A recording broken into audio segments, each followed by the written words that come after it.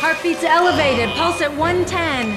130. The man suddenly turned into a skeleton under everyone's gaze. Soon after, he disappeared. Everyone was ecstatic because their experiment had finally succeeded. However, John fell unconscious due to intense pain.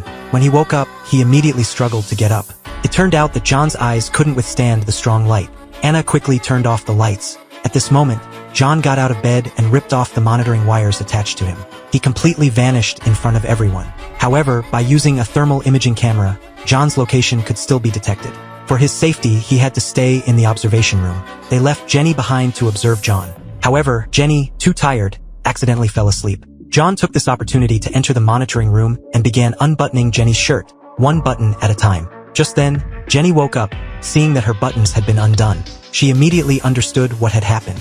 She called out for John but received no response. So, she checked the surveillance footage and found that John was indeed no longer in bed. When Jenny turned around, John silently returned to the bed.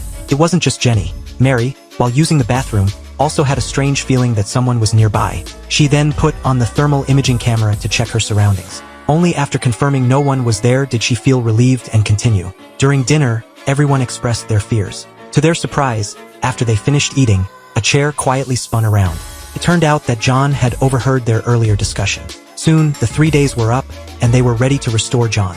They injected John with a red liquid, which spread through his veins. Gradually, John began to regain his outline. At that moment, John started to struggle violently. Everyone tried to restrain him, but John managed to break free.